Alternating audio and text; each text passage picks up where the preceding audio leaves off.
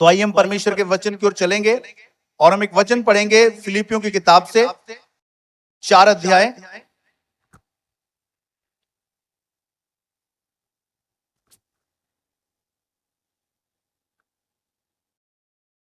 फिलिपियों की किताब उसकी 4 अध्याय। कि मैं अपनी घटी के कारण यह कहता हूँ, क्योंकि मैंने ये सीखा है कि जिस दशा में मैं हूँ उसी में संतोष करूँ। मैं दीन होना भी जानता हूँ और बढ़ना भी जानता हूँ। हर एक बात और सब दशाओं में भी मैंने तृप्त होना, भूखा रहना और बढ़ना घटना सीखा है। हालेलुया। मित्रों, याद रखें कि जब आप परमेश्वर के वचन की बात करते हैं तो परमेश्वर का वचन बिल्कुल विपरीत है, अलग है। परमेश्वर का वचन कभी भी आपके मुताबिक काम नहीं करता है, आपके मुताबिक नहीं चलता है, और जैसा आप सुनना चाहते हैं वैसा कभी भी परमेश्वर का वचन आपको नहीं सुनाता है। और ऐसा होता है कि जो आप सुनना चाहते हैं उसके विपरीत परमेश्वर का वचन बोलता है। लेकिन अगर परमेश्वर का वचन वो बोल रहा है जो आप सुनना चाहते हो, जैसा आप चाहते हो वैसा प्रभु का वचन आपसे बात कर रहा है, तो उसका मतलब है कि उस वचन के अंदर कुछ ना कुछ मिलावट है। लेकिन अगर आप बिना मिलावट के वचन को देखोगे वो हमेशा आपके विपरीत होगा, आपकी सोच के विपरीत होगा। याद रखें, हमारे लिए एक और एक दो हो सकते हैं, लेकिन परमेश्वर के लिए एक और एक दो नहीं है। परमेश्वर के लिए एक दिन 1000 वर्ष के बराबर है और 1000 दिन वर्ष एक दिन के बराबर है। तो परमेश्वर का वचन हमेशा विपरीत काम करता है। लेकिन जब आप उस वचन को मानते हैं, उस पर चलते हैं, तो आप देखेंगे कि आपके जीवन में काम होने शुरू हो चुके हैं। आपको मालूम है हम कैसे रास्ते को पसंद करेंगे? हम बिल्कुल समतल रास्ते को पसंद करेंगे, हम खुले रास्ते को पसंद करेंगे, जहां पर कोई कांटे ना हो, पथरीली जमीन ना हो और जो रास्ता बिल्कुल साफ हो। लेकिन आपको मालूम है परमेश्वर किस रास्ते पर हमें चलने के लिए कहता है? यीशु मसीह कहता है जो मेरा रास्ता है वो बहुत छोटा है, जो मेरा रास्ता है वो बहुत सकेत है। लेकिन हम कौन सा रास्ता चाहते हैं परमेश्वर से? प्रभु हमारे रास्ते खुले हों, हमारे रास्ते पर कोई अड़चन ना हो, हमारे रास्ते बिल्कुल समतल हो। लेकिन परमेश्वर क्या कर रहा है? तुझे समतल रास्ते पर नहीं चलना, तुझे भिड़े रास्ते पर चलना जो सकेत है। क्यों कह रहा है परमेश्वर हमें उस सकेत रास्ते पर, जो मुश्किल है, जो कठिन है, उसमें चलने के लिए? क्योंकि परमेश्वर जानता है अगर आप उस पर चलेंगे, अगर उस रास्ते से आप एंटर करेंगे, वो रास्ता कहां लेकर जाएगा आपको? बाइबल कहती है उस जिंदगी की तरफ लेकर जाएगा। लेकिन आप कौन सा रास्ता कह रहे हैं परमेश्वर को? परमेश्वर मेरा रास्ता खुलाओ। लेकिन परमेश्वर जानता है अगर वो आपके रास्तों को खोल देगा और आप उस पर चलोगे, और खुले रास्ते कहां जाते हैं? मृत्यु की तरफ जाते हैं, मौत की तरफ जाते हैं। हालेलुया। तो याद रखें, अगर परमेश्वर आपको कुछ कह रहा है, हो सकता है वो आपके मन के मुताबिक ना हो, वो ऑपोजिट हो, लेकिन अगर आप उसको मानते हैं, उसके अनुसार चलते हैं, तो आप ब्लेस हो जाते हैं। लेकिन अगर कोई आपको कह रहा है, खुले रास्तों के बारे में बता रहा है, आपके मन के मुताबिक बात कर रहा है, तो याद रखिए वो प्रचारक भी झूठा है और उस वचन के अंदर क्या कर दिया? मिलावट कर दी गई है। आपने देखा होगा एक दूध तो होता है प्योर, लेकिन एक दूध होता है जिसमें पानी मिला दिया जाता है। जब दूध वाला आपके पास दूध लेकर आ रहा है, बहुत बार उसके अंदर उसने क्या मिला दिया? पानी मिला दिया। तो दूध क्या है? वो पूरा पौष्टिक नहीं है, पूरा प्योर नहीं है, वो मिलावटी है। और क्या होगा? वो आपकी सेहत के लिए अच्छा नहीं होगा। लेकिन जो प्योर चीजें हैं वो आपकी सेहत के लिए अच्छी होंगी। इसी तरह से वचन भी है। बहुत बार क्या करते हैं लोग? इस वचन के अंदर मिलावट कर देते हैं और फिर वो वचन प्योर नहीं रहता, अशुद्ध हो जाता है। लेकिन जब जैसा वचन है वैसा लोगों को आप बताते हैं, वो वचन प्योर है। वो थोड़ा दुख तो देगा आपको, वो तकलीफ तो देगा, आपको अटपटा तो लगेगा, लेकिन याद रखें वो जिंदगी की तरफ लेकर जाएगा। आज मैं बात करना चाहता हूं गरीबी के बारे में, कंगालपन के बारे में। मैंने एक प्रचारक को सुना जो चिल्ला चिल्ला के कह रहा है, क्या कह रहा है? कि जो गरीबी है वो एक श्राप है। वो चिल्ला चिल्ला कर कह रहा है जो गरीबी है वो श्राप है, जो गरीबी है वो दुष्ट आत्मा का काम है। अगर आप गरीब हैं तो आप दुष्ट आत्मा से पीड़ित हैं। अगर आप गरीब हैं तो आप श्राप के अधीन रहते हैं। लोग बहुत ताली बजा रहे हैं, क्यों? क्योंकि उनके मन की बात हो रही है, उनके मतलब की बात हो रही है। क्योंकि हर व्यक्ति अमीर होना चाहता है, हर व्यक्ति धनी होना चाहता है। तो जब उस पास्टर ने बोला कि जो कोई गरीब है उसका मतलब श्राप के अधीन है, तो लोग क्या चाह रहे हैं यहां पर? ओ आज प्रभु इस गरीबी की शराब को तोड़ दे। जब उन्होंने कहा अगर आप गरीब हैं तो आप दुष्ट आत्मा से पीड़ित हैं, क्योंकि दुष्ट आत्मा काम है, लोग बड़े उत्साहित हो रहे हैं। ओ आज पास्टर प्रार्थना करेगा और गरीब की दुष्ट आत्मा चली जाएगी। लेकिन क्या यह परमेश्वर का वचन है? क्या बाइबल ऐसा कहती है कि गरीबी एक शराब है? बोलो, आप बाइबल पढ़ोगे जब आपको पता लगेगा। लेकिन बाइबल क्या कहती है? गरीबी शराब नहीं है। बाइबल क्या कहती है? गरीबी की कोई भी ऐसी दुष्ट आत्मा नहीं है। लेकिन यीशु मसीह क्या कहता है? यीशु मसीह कहता है तुम धन्य हो अगर तुम गरीब हो। है ना वचन उल्टा? आपको ये कैसा वचन है, ये कैसा परमेश्वर है कि जब हम गरीब होते हैं तो हमें धन्य कहता है। आइए इस वचन को पढ़ लेंगे। लूका की पुस्तक उसकी 6 अध्याय उसकी 20 आयत। जल्दी जल्दी से हम कुछ वचनों को पढ़ेंगे।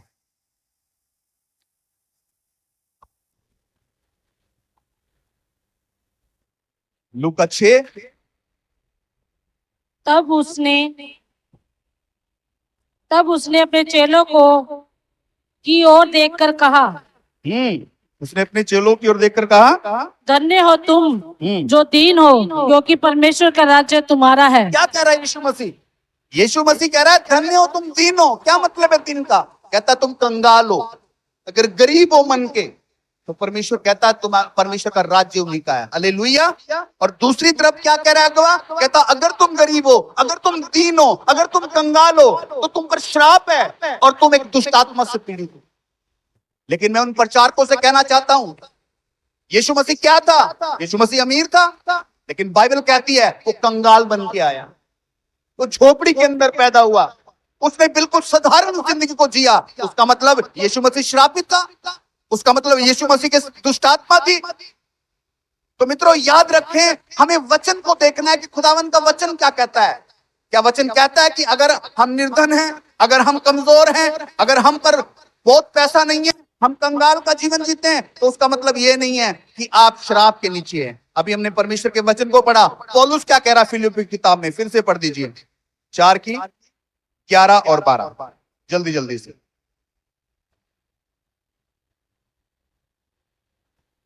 कहता यह नहीं कि मैं अपनी घटी के कारण यह कहता हूं, क्योंकि मैंने यह सीखा है क्योंकि मैंने सीखा है कि जिस दशा में हूँ जिस दशा में हूं उसी में संतोष करूं। उसी में संतोष करूं। मैं दीन होना भी मैं जानता दीन हूं होना और बढ़ना भी जानता और बढ़ना भी जानता हूं। हूं। हर एक बात और सब दशाओं में और सब दशाओं में मैंने तृप्त होना, मैंने तृप्त होना, भूखा रहना और बढ़ना घटना सीखा। और बढ़ना घटना सीखा है। हालेलुया। आप समझ रहे हैं खुदा का वचन क्या कह रहा है? पौलुस कह रहा है मैंने सब कुछ सीख लिया है।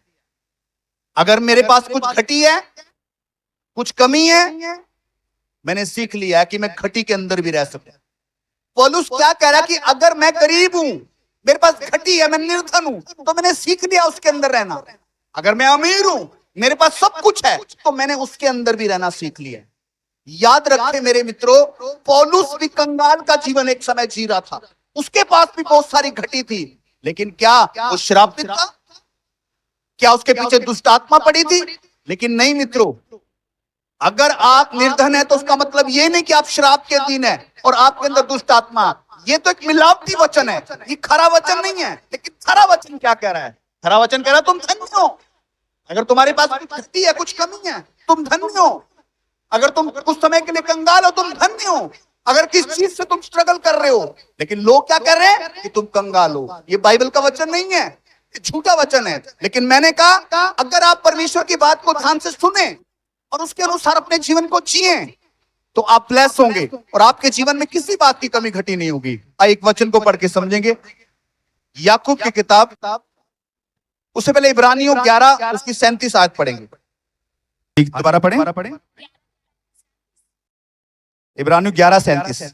पथराव किए गए, आरे से चीरे गए, की परीक्षा की गई, उनकी परीक्षा की गई, तलवार से मारे गए, वे कंगाली में और कलेशों में और दुख भोगते हुए भेड़ों और बकरियों की खाले ओढ़े हुए इधर उधर मारे मारे फिरे। आपको मालूम है कौन है? ये मसीह लोग हैं। ये कौन है? ये मसीह की कलीसिया है। लेकिन कैसी जिंदगी थी इनकी? मारे मारे फिर रहे थे, कंगाल थे, भोजन की कमी थी। मित्रों, एक झूठा सुसमाचार है जो कहता है कि आप कभी बीमार नहीं पड़ोगे, आप हमेशा स्वस्थ रहोगे। ये झूठा सुसमाचार है कि आप हमेशा धनी रहोगे। मित्रों, ये परमेश्वर की मर्जी है। परमेश्वर सबके साथ ऐसा नहीं करता है। अगर आपको पैसा चाहिए, आप नौकरी करो, आप दो जॉब करो तो आप अमीर हो जाओगे, कोई दिक्कत नहीं अमीर होने में। लेकिन अगर आप कहो कि अगर आप अमीर हो तो आप परमेश्वर के लोग हो, लेकिन अगर आपके पास घटी है तो आप परमेश्वर के लोग नहीं हो, ये झूठा सुसमाचार है। हालेलुया। लेकिन आरंभ की कलीसिया देखिए, उसके साथ क्या क्या है। कंगाल है और उनके ऊपर सताव है, भेड़ों की खालें उनको पहननी पड़ रही है क्योंकि कपड़ा उनके पास नहीं है, भोजन उनके पास नहीं, अच्छा स्वास्थ्य नहीं है। लेकिन क्या है उनके पास? उनके पास जिंदगी है। क्या है उनके पास? उनके पास परमेश्वर के साथ एक सही रिश्ता है। अब क्या करोगे चीजों का अगर आपका रिश्ता परमेश्वर के साथ सही ना हो? अब क्या करोगे अच्छे स्वास्थ्य का अगर आपको नरक के अंदर जाना पड़ जाए? हालेलुया। लेकिन परमेश्वर का वचन क्या कहता है? इसलिए किन बातों की ओर ध्यान लगाओ? स्वर्गीय बातों की ओर ध्यान लगाओ जो कभी भी खत्म ना होगी। लेकिन याद रखिए, जब तक आप इस दुनिया के अंदर हैं, प्रभु आपकी जरूरतों को पूरा करेगा। परमेश्वर आपको खाने के लिए रोटी देगा, पहनने के लिए कपड़ा देगा, नीड्स को पूरी करेगा, आपकी अभिलाषाओं को पूरा नहीं करेगा। हालेलुया। तो याद रखें, अगर हमारे जीवन में कोई घटी है तो ये ना देखें यार ये अच्छा विश्वासी नहीं है इसलिए गरीब है, ये ना देखे ये बीमार है ये अच्छा विश्वासी नहीं है। नहीं, उसकी गरीबी से आप तय नहीं कर सकते कि वो अच्छा विश्वासी है नहीं है, लेकिन उसके आत्मिक जीवन से आप तय करोगे कि वो अच्छा विश्वासी है या नहीं। हालेलुया। याकूब 2 अध्याय उसकी 5 आयत। हे मेरे प्रिय भाइयों, सुनो, क्या परमेश्वर ने इस जगत के कंगालों को नहीं चुना कि विश्वास में धनी और उस राज्य के अधिकारी? लेकिन परमेश्वर का वचन क्या कहता है? परमेश्वर का वचन कहता है परमेश्वर ने किसको चुना? अमीरों को, धनी लोगों को। लेकिन परमेश्वर कह रहा है किनको चुना? कंगाल को चुन लिया। हालेलुया। याद रखें, यीशु मसीह कह रहा अगर आप कंगाल हो तो आप उसकी नजर में ब्लेस हो। अगर आपके पास घटी हैं आप उसकी नजर में ब्लेस हो, क्योंकि परमेश्वर ने किन को चुना है? परमेश्वर ने कमजोरों को और कंगालों को चुन लिया। हालेलुया। और सुसमाचार भी सबसे पहले परमेश्वर कंगाल लोगों के बीच में लेकर आया। तो याद रखें, अगर आपके पास घटी है, आपके पास कंगाली है, तो आप निराश ना हो, लेकिन खुश हो जाओ कि प्रभु का अनुग्रह आपके ऊपर है। हालेलुया। और पौलुस की तरह बनो। वो कहता अगर मैं कंगाल हूं उसमें भी मैं रहना सीख लिया, लेकिन अगर मेरे पास बहुत कुछ है मैंने उसमें भी रहना सीख लिया। हालेलुया। तो पौलुस के समान हमें आज अपने जीवन में जरूरत है। प्रकाशित वाक्य 21 अध्याय उसकी 4 आयत।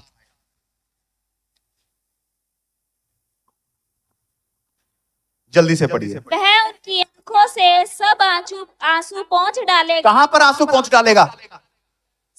ये जो प्रकाशित वाक्य है यूहन्ना देख रहा, कह रहा है वह उनकी आंखों से सब आंसू पोंछ डाले। कहां पर? स्वर्ग में। लेकिन यहां पर क्या होगा? यहां पर आंसू होगा। आगे क्या कह रहा है? और इसके बाद मृत्यु ना रहेगी। कहां मृत्यु ना होगी? जब आप परमेश्वर के राज्य में होंगे तो मृत्यु, आप कभी नहीं मरेंगे। लेकिन यहां पर आपको मरना पड़ेगा। मैंने देखा जब कोई मसीह में आता है, बहुत बार उनके परिवार में अगर किसी की डेथ हो गई, वो सीधा कहता है मैं जब मसीह में आया मेरे परिवार के अंदर कोई मर गया। अरे यहां पर आपको मरना पड़ेगा, लेकिन खुश हो जाओ, आनंदित हो जाओ कि स्वर्ग में हमेशा का जिंदगी भी तो मिलेगी आपको। हालेलुया। तो आज लोग क्या कर रहे हैं? एक झूठे सुसमाचार की ओर भाग रहे हैं कि ओहो मुझे ऐसा जीवन मिल जाए, मेरी 100 साल से भी लंबी आयु हो जाए।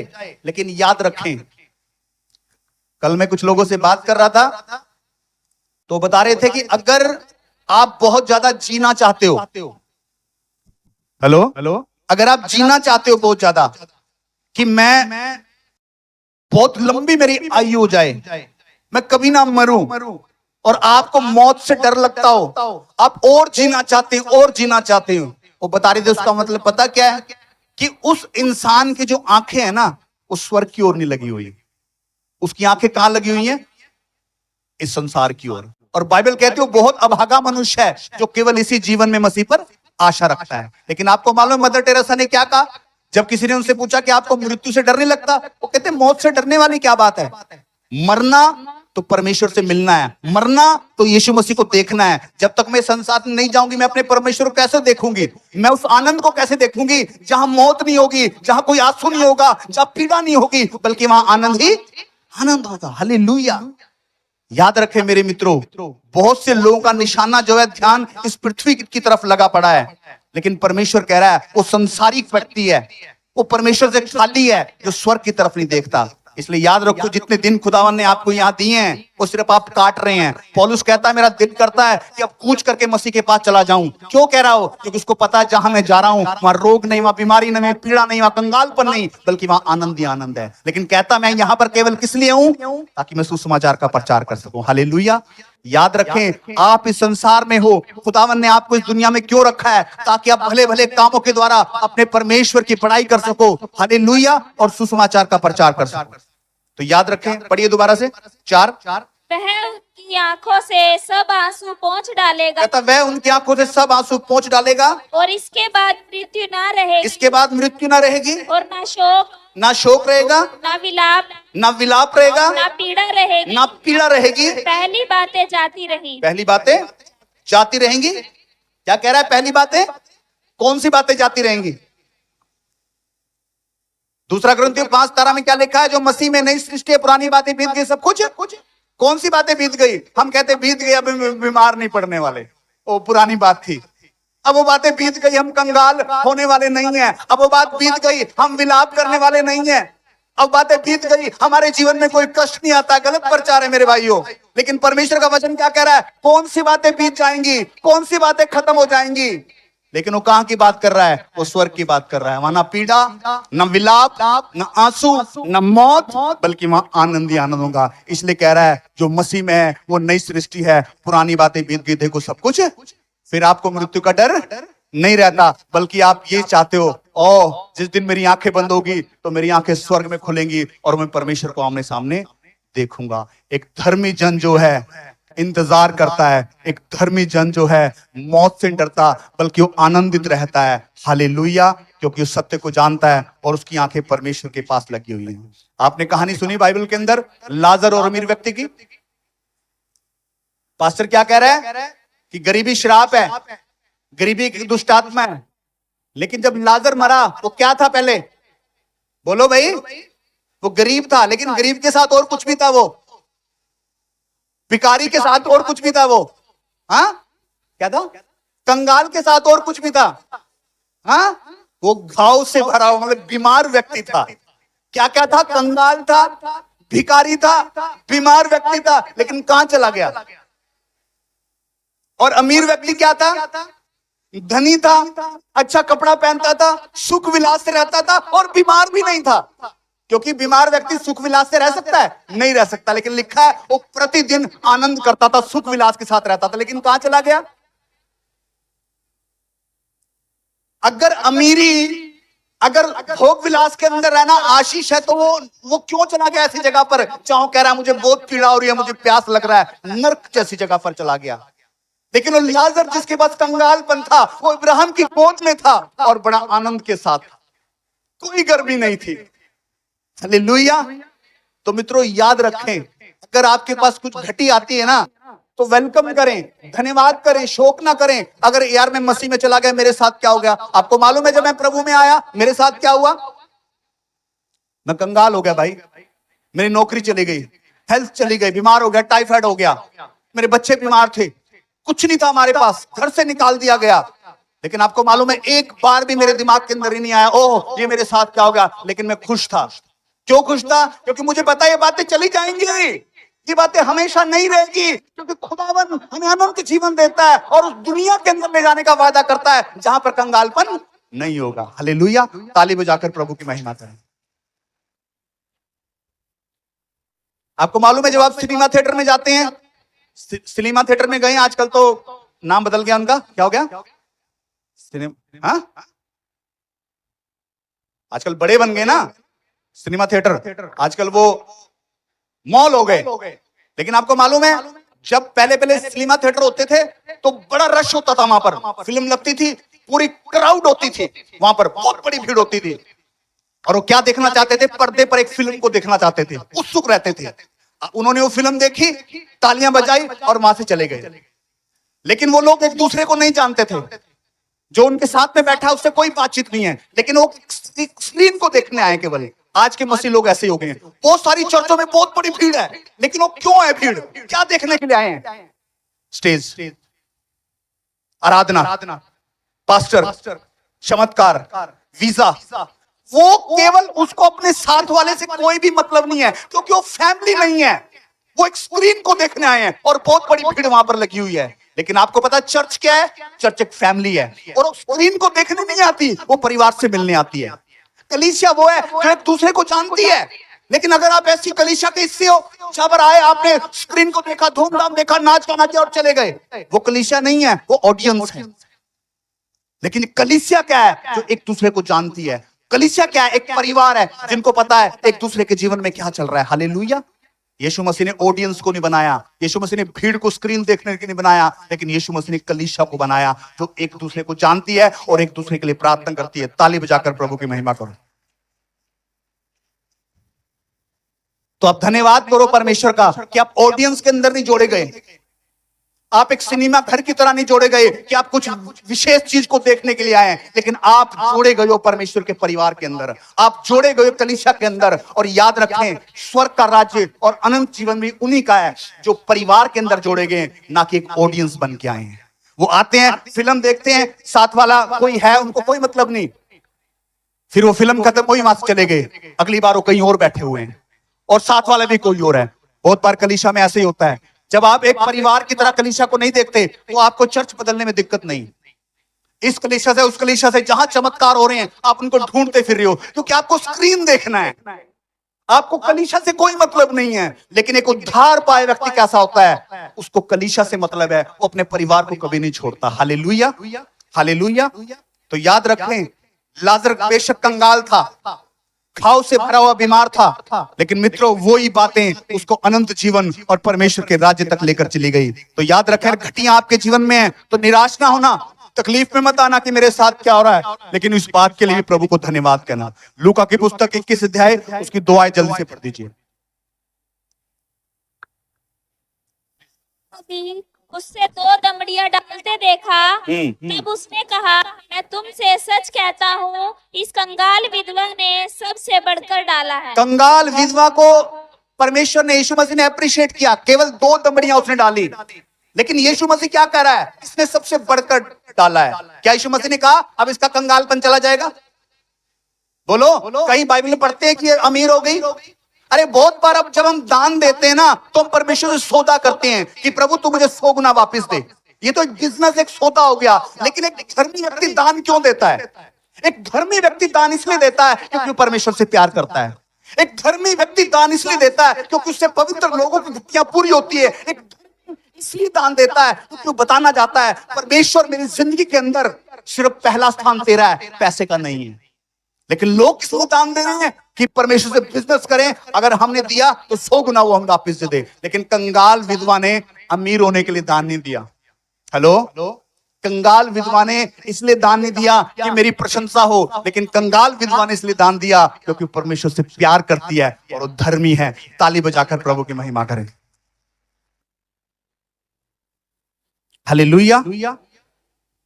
2 कुरिन्थियों 8 अध्याय उसकी 1 जल्दी से पढ़ें।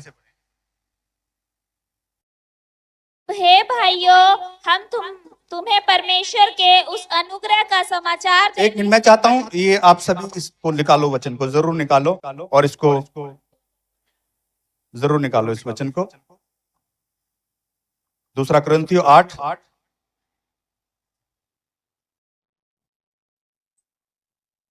1 से 6 तक पढ़ रहे, ध्यान से सुनना सभी।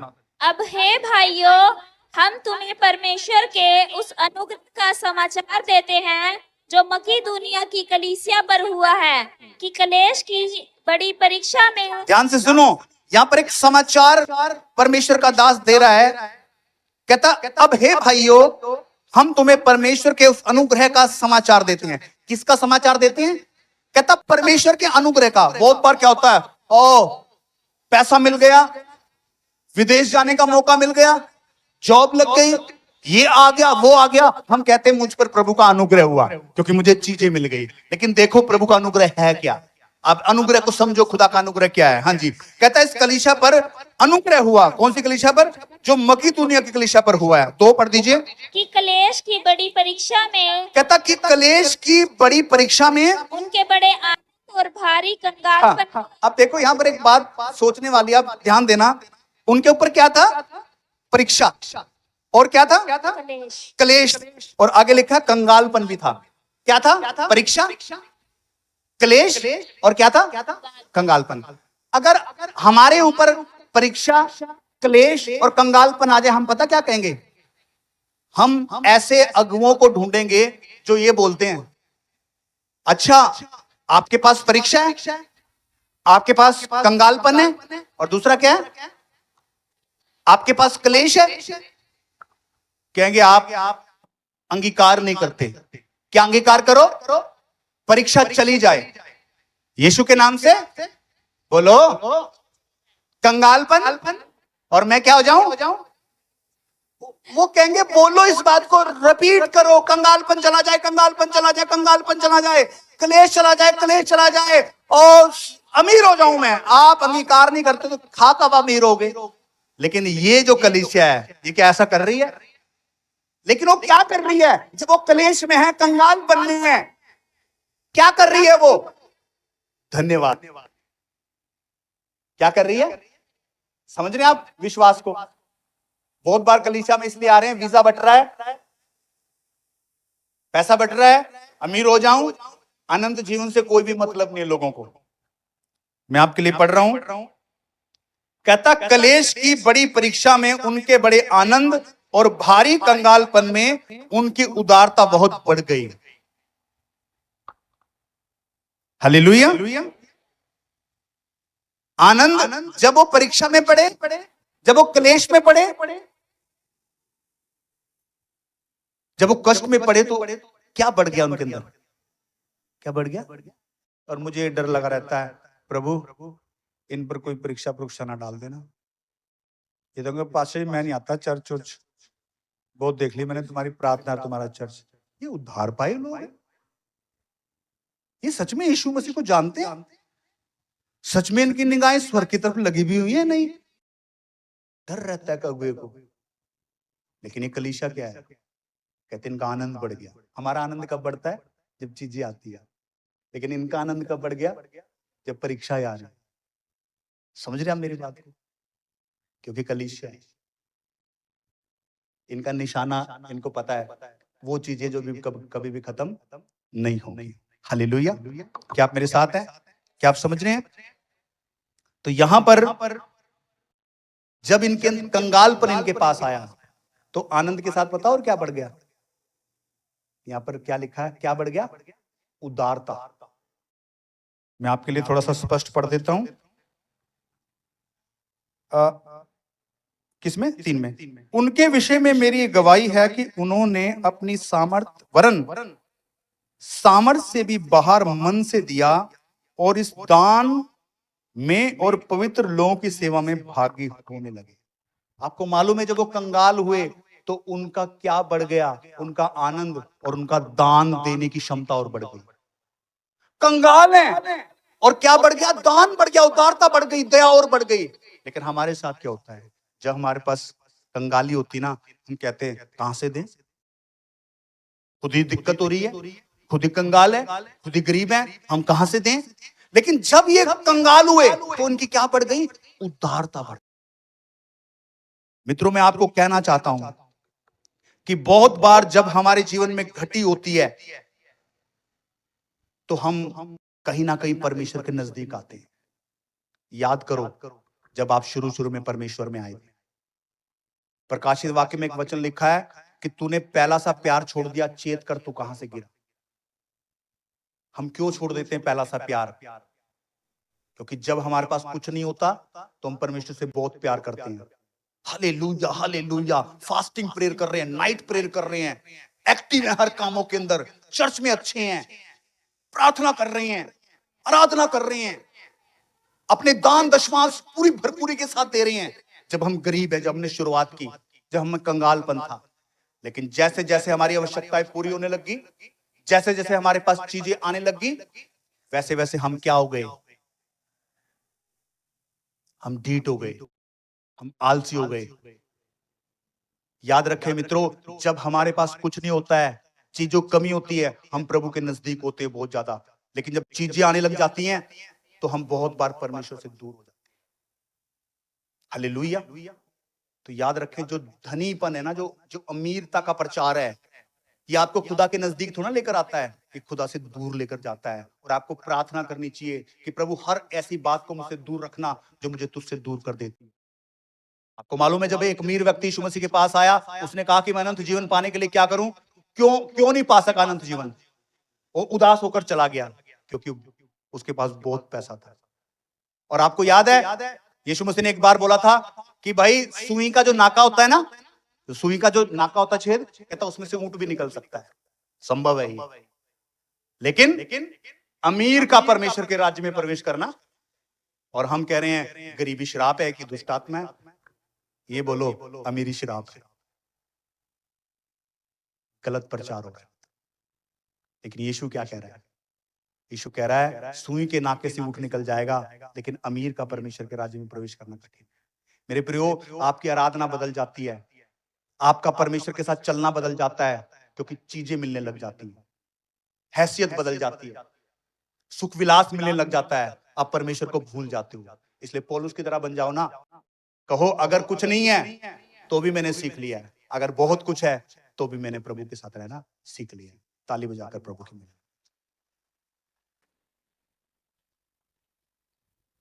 हालेलुया। लेकिन बाइबल में एक जगह लिखा है, इसको पढ़ी लें, अच्छा रहेगा। व्यवस्था विवरण 32 अध्याय 15 आयत जल्दी से पढ़ दीजिए, जल्दी से। व्यवस्था विवरण, बाइबल को जल्दी से खोलें और जल्दी से पढ़ें। व्यवस्था विवरण 32:15। परंतु यरून मोटा होकर लात मारने लगा, तू मोटा और हष्ट पुष्ट हो गया और चर्बी से छा गया है। हाँ।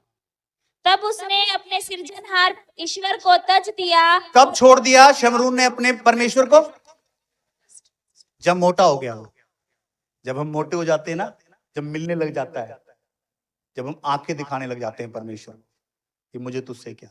शमरून क्या हो गया? मोटा हो गया, चर्बी से छा गया, चीजें मिलने लगी उसको, और फिर उसने क्या किया? परमेश्वर को तज दिया। मित्रों याद रखिए, आपके हालात बदलते हैं। आप अगर यहां आए मसीह में तो आप यहां होते हैं, लेकिन याद रखें बहुत बार हम खुदा को भूल जाते हैं। इसलिए मैं कहता हूं प्रभु ऐसी चीजें मुझे मत देना कि मैं तुझे भूल जाऊं। अगर दे तो हमें पौलुस की तरह बनाना, जो कहता है मैंने कंगाल रहना भी सीख लिया और अमीर रहना भी सीख लिया। हालेलुया। लेकिन जब चीजें हमारे पास हो जाती हैं, अधिकतर क्या होता है, लोग भूल जाते हैं। मैंने अपनी कलीसिया के अंदर भी देखा है, 10 साल की मिनिस्ट्री के अंदर देखा, लोगों के लिए प्रार्थना की, लोगों को समझाया, सिखाया, योग्य बनाया, लेकिन जब वो हष्ट-पुष्ट होने लग जाते हैं, बीमारी से बाहर आने लग जाते हैं, कंगाली से बाहर आने लग जाते हैं, रिश्ते उनके अच्छे होने लग जाते हैं, फिर चर्च छोड़कर चले जाते हैं। उनको फोन करके बोलते रहते हैं कि आप चर्च में क्यों ना आए। उन्हें गाड़ी मिल गई, नौकरी मिल गई, बंगला मिल गया, वो चले गए, क्योंकि इसी चीजों के लिए परमेश्वर के पास आए थे, अनंत जीवन के लिए नहीं आए। तो याद रखें हमारा निशाना गलत है। मित्रों, जब मैं अपने लालड़ू के लोगों को देखता हूं ना, कंगाल हैं, वो गरीब हैं, लेकिन आपको पता है उनकी जो सेवा वो करते हैं नेक्स्ट लेवल की, जो आराधना करते हैं नेक्स्ट लेवल की, जो वचन वो सुनते हैं बैठकर नेक्स्ट लेवल के तौर पे वचन सुनते हैं, जब वो सेवा करते हैं, पढ़ाई करते हैं, नेक्स्ट लेवल है उनका, जो आदर करते हैं, जो रिश्ते परमेश्वर के साथ उनके नेक्स्ट लेवल के हैं। क्यों? कंगाल हैं। लेकिन अगर वो धनी हो जाएं, शमरून की तरह मोटे हो जाएं, चर्बी छा जाए उनके ऊपर, आंखें दिखाने लगते हैं। मित्रों, हम आंखें क्यों दिखाने लग रहे हैं? हमें क्यों चर्च में आना बोझ लगने लगा है? पहले नहीं लगता था चर्च में आना बोझ। हमें क्यों बोझ लगने लगा है परमेश्वर के लिए देना? क्योंकि हम शमरून की तरह बहुत बार बिहेव करते हैं, हमारे पास बहुत कुछ हो जाता है। लेकिन मैंने देखा लालड़ू के लोगों को, वहां का बच्चा बैठकर प्रभु के वचन को सुनता है। यहाँ बच्चों को बिठाना पड़ जाता है बहुत बार, लेकिन वो बच्चे, आप देखना मेरे साथ चलो, बैठ गए ना एक बार, 3 घंटे बिठा लो, वो हिलेंगे नहीं, और ऐसे हाथ जोड़ के आंखें बंद करके प्रभु के रात जब भी हमारे पास प्रेयर के लिए आते हैं, ये थोड़ा कहते हो नौकरी मिल जाए, धन मिल जाए, ये मिल जाए, वो बोल जाए, नहीं नहीं, नेक्स्ट लेवल का बिलीवर उनका। कंगालपन यीशु मसीह ने कहा धन्य है वो जो मन के दीन है, क्योंकि स्वर्ग का राज्य। बेशक आप अमीर हो जाओ, बेशक आपके पास बहुत सारा कुछ हो जाए, लेकिन क्या रहो? दीन रहो, मतलब गरीब रहो। अंदर अंदर से क्या रहो? गरीब रहो कि प्रभु जो कुछ तेरा है, तूने दिया, तेरा धन्यवाद, तू ना भी देता तेरा धन्यवाद। अंदर से गरीब रहो। हालेलुया। लेकिन बहुत बार क्या होता है, हम ऐसा बिहेव नहीं करते, हम बदल जाते। एक वचन पढ़कर उसके बाद हम प्रार्थना करेंगे। यूहन्ना 6 अध्याय,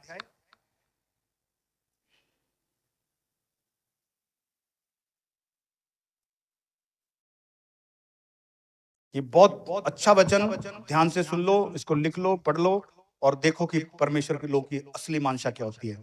यूहन्ना 6 अध्याय उसकी 66 से लेके 69 तक पढ़ेंगे।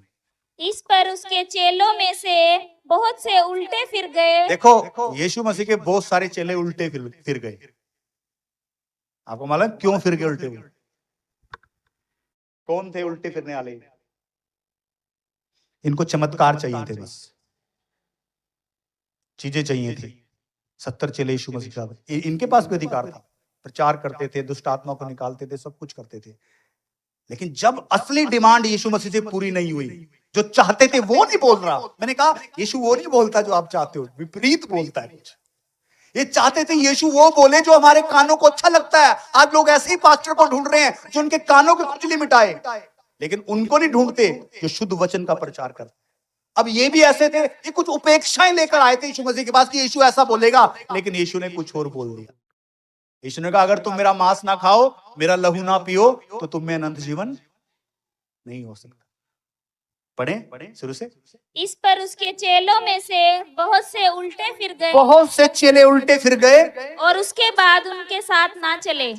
यार ऐसा हो ही नहीं सकता। मैं आपको कह रहा हूं कि आप सच्चे वचन का प्रचार करो और लोग भागे ना वहां से।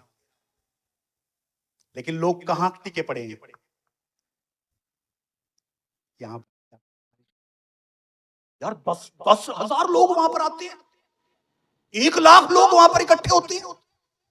क्यों इकट्ठे हो रहे? लेकिन अगर वहां पर वो प्रचार हो जाए, वो नहीं जो सुनना चाहते हैं, वो जो परमेश्वर चाहता है, तो चेलों की तरह दे वापस मुड़ जाए। ये सच्चाई बता रहा हूं। आगे बढ़ो। तब यीशु ने उन 12 से कहा, अब 12 रह गए। तब यीशु ने उन 12 से कहा क्या तुम भी चले जाना चाहते हो? क्या तुम भी? अब असली बात सुनना, यीशु ने उन 12 से जो खड़े रहे वहां पर कहा तुम भी चले जाना चाहते हो? अब देखो ये 12 कौन थे, ऐसे बन जाओ भाई। ये 12 कौन थे? हाँ जी, शमौन पतरस ने उसको उत्तर दिया। शमौन पतरस ने उसको उत्तर दिया। देखो क्या कह रहा है शमौन पतरस का निशाना क्या है, उसकी आंखें कहां लगी हुई है? हाँ जी, हे प्रभु, हे प्रभु, हम किसके पास जाएं? हम किसके पास जाएं? अनंत जीवन की बातें तो तेरे ही पास है। देखिए क्या निशाना है, देखा कहां नजर है? कहता हम कहां जाएं? चमत्कार की बातें तेरे पास है, चंगा करने की बातें तेरे पास है, मुर्दों को जिलाने की बातें तेरे पास है, वीजा लगने की बातें तेरे पास है, अमीर बनने की बातें तेरे पास है। लेकिन क्या कह रहा है पतरस? बोलो भाई, ये बाइबल का प्रचार है। वो कह रहा है मैं तुझे छोड़कर कहां जाएं हम? अनंत जीवन की बातें तो तेरे ही पास है। आगे भी पढ़ो, इसको थोड़ा सा आगे पढ़ो। और हमने विश्वास किया और जान गए हैं कि परमेश्वर का। अब देखो क्या कह रहा है, कह रहा है अनंत जीवन की बातें तेरे पास है और हमने विश्वास किया है। अब देखो विश्वास किस पे किया है? इसलिए विश्वास किया है प्रभु तूने मुझे चंगा किया, इसलिए विश्वास किया प्रभु तूने मुझे धन दिया है। लेकिन उसने किस लिए विश्वास किया? जी, और जान गए हैं कि परमेश्वर का पवित्र जन तू ही है। वो कह रहा है कि इसलिए नहीं कि तूने मुझे चंगा किया, इसलिए नहीं कि तूने मुझे अमीर किया, वो कह रहा है मैं इसलिए तुझ पर विश्वास करता हूं क्योंकि मैं जान गया हूं कि तू ही परमेश्वर का इकलौता पुत्र है। हालेलुया। ये बिलीव, ये उद्धार पाया व्यक्ति। आइए प्रार्थना करें, अपनी जगह पर खड़े हो जाए।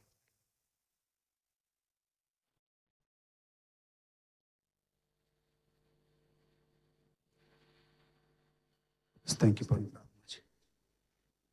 खुदावंत की सामर्थ हमारे बीच में आइए हम आज इस वचन के अनुसार अपने आप को जांचें।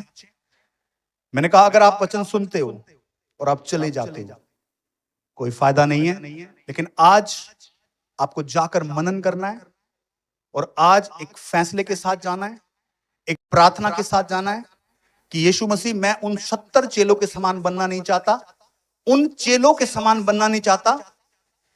जब आपने उन चेलों को सच बताया वो फिर गए, वापस चले गए। प्रभु, मैं उन चेलों के जैसा नहीं बनना चाहता जो चाहते हैं कि यीशु वो बोले जो मैं चाहता हूं। प्रभु, मैं उन 12 चेलों के समान बनना चाहता हूं जो आपसे वो नहीं सुनना चाहते थे जो चाहते हैं, लेकिन वो सुनना चाहते हैं जो परमेश्वर चाहते हैं। और इन 12 चेलों ने क्या सुना था? क्यों परमेश्वर के पीछे थे? वो इसलिए यीशु मसीह के पीछे थे, और इसलिए नहीं कि उसने चमत्कार उनके लाइफ में किए हैं। वो कहते हैं, प्रभु अनंत जीवन की बातें तेरे पास है।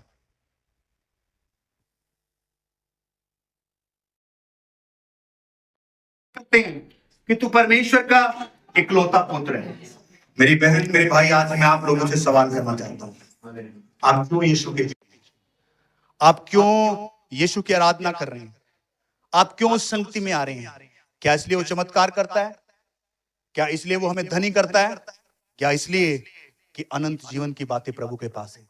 या इसलिए कि आपने जान लिया है कि यीशु मसीह परमेश्वर का इकलौता पुत्र है जो हमारे पापों के लिए मारा गया, गाड़ा गया और तीसरे दिन मृत्यु से जी उठा?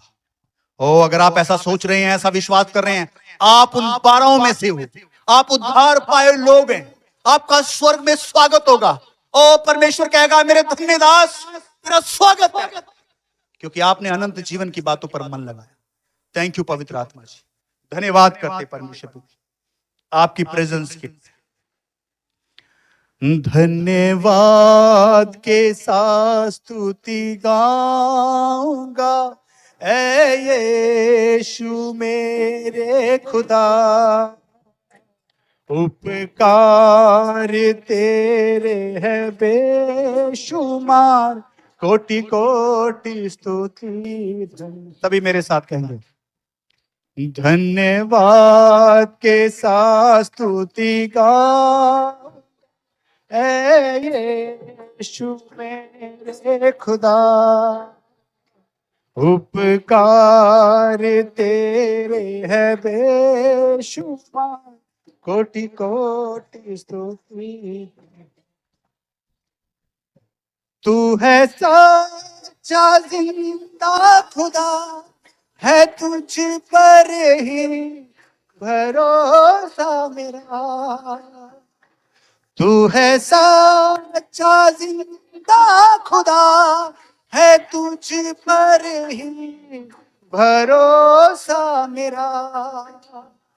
सेवा पूरी करके पाऊं इनाम, प्रभु ऐसा तो वरदान। सभी कहें, सेवा पूरी करके पाऊं इनाम, प्रभु ऐसा दो वरदान। धन्यवाद के साथ स्तुति गाऊंगा, ऐ यीशु मेरे खुदा, उपकार तेरे है बेशुमार, कोटि कोटि स्तुति धन्यवाद, कोटि कोटि स्तुति धन्यवाद, कोटि कोटि स्तुति धन्यवाद। हाँ मेरे परमेश्वर, हम जितना धन्यवाद करें उतना कम है प्रभु, क्योंकि आपने हमारे जीवन में बड़े कामों को किया है। क्योंकि हम पापी और परमेश्वर तेरे अनुग्रह से गिरे हुए लोग थे। हमने वो सब कुछ किया प्रभु जो तेरी नजरों में गलत था, लेकिन प्रभु तूने हमारे साथ ऐसा व्यवहार ना किया कि तूने हमें सजा दी, बल्कि तूने हमें गले से लगा दिया, हमारे पापों को धो डाला प्रभु। यीशु हमें धर्मी बना दिया। हम परमेश्वर से खाली और दूर थे प्रभु, हमारा रिश्ता उससे टूटा था, लेकिन तूने हमारे रिश्ते को उस ईश्वर से जोड़ दिया प्रभु। हम तुझे छोड़कर कहां जाएं, अनंत जीवन की बातें तेरे ही पास है। प्रभु हम इसलिए विश्वास नहीं कर रहे हैं कि तूने हमें चंगा किया, हमारे जीवन में बड़े काम किए, लेकिन हम इसलिए विश्वास करते हैं क्योंकि तू परमेश्वर का इकलौता जीवित पुत्र है। यीशु मसीह तू ही प्रभु है, हम इसलिए आप पर विश्वास करते हैं। धन्यवाद यीशु मसीह जी कि आपने हमारे विश्वास को एक अलग स्तर पर लेकर आए। ओ परमेश्वर तेरा धन्यवाद, जो प्रेरितों के अंदर विश्वास था प्रभु इस कलीसिया के अंदर वो पाया जाए। धन्यवाद, और एक कलीसिया पृथ्वी की छोर तक तेरी गवाह बन जाए। धन्यवाद, एक एक जन को तेरे हाथ में सौंपते हैं। प्रार्थना यीशु प्रभु के नाम में मांगते हैं, सब कहें आमीन। बैठ जाएं। God bless you. परमेश्वर आशीष